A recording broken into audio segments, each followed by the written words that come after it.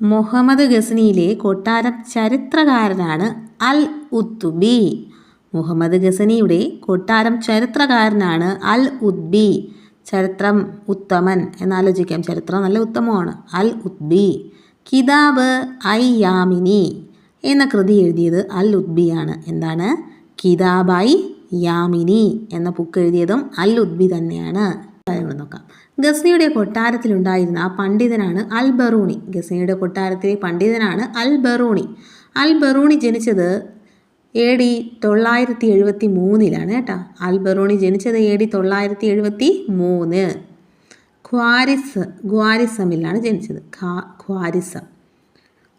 അൽ ബറൂണി പാണ്ഡിത്യം നേടിയ പ്രധാന ഭാഷകളാണ് സുറിയാനി, അറബി, പേർഷ്യൻ, ഹീബ്രു, സംസ്കൃതം. അപ്പം അൽ ബറൂണി പാണ്ഡിത്യം നേടിയ പ്രധാന ഭാഷകൾ ഏതെന്നൊക്കെ ചോദിച്ചാൽ സുറിയാനി, അറബി, പേർഷ്യൻ, ഹീബ്രു, സംസ്കൃതം. ഓക്കെ. അൽ ബറൂണിയുടെ പ്രശസ്തമായ കൃതികളാണ് താരിഫ് ഉൽ ഹിന്ദം, കിതാബുൽ ഹിന്ദം. അൽ ബറൂണിയുടെ 2 പുസ്തകങ്ങളാണുള്ളത്. താരിഫ് ഉൽ ഹിന്ദം, കിതാബ് ഉൽ ഹിന്ദം. കിതാബ് ഉൽ ഹിന്ദ് എത്ര അധ്യായങ്ങളായി വിഭജിക്കുന്നു? 80. കിതാബ് ഉൽ ഹിന്ദ് എത്ര വിഭജിക്കുന്നു? 80. ഗസനിയുടെ പടയോട്ടങ്ങൾ കാരണം ഇന്ത്യൻ രാജ്യത്തിൻ്റെ സമ്പത്തും ഐശ്വര്യവും പാടെ നശിച്ചുപോയി എന്നഭിപ്രായപ്പെട്ടത് അൽ ബറൂണിയാണ്. അതായത് ഗസനിയുടെ പടയോട്ടങ്ങൾ കാരണം ഇന്ത്യ രാജ്യത്തിൻ്റെ സമ്പത്തും ഐശ്വര്യവും കൂടെ പാടെ നശിച്ചുപോയി എന്നഭിപ്രായപ്പെട്ടത് അൽ ബറൂണി.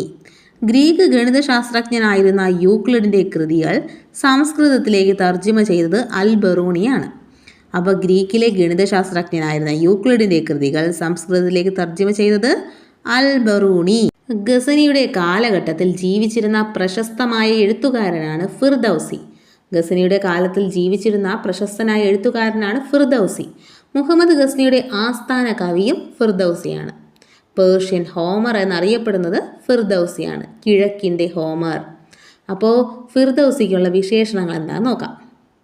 അപ്പോൾ ഗസനിയുടെ കാലഘട്ടത്തിൽ ജീവിച്ചിരുന്ന പ്രശസ്തനായ എഴുത്തുകാരൻ, മുഹമ്മദ് ഗസനിയുടെ കവി, പേർഷ്യൻ ഹോമർ, കിഴക്കൻ്റെ ഹോമർ, ഫിർദൗസിയുടെ പ്രശസ്തമായ എന്നൊക്കെ അറിയപ്പെടുന്നു.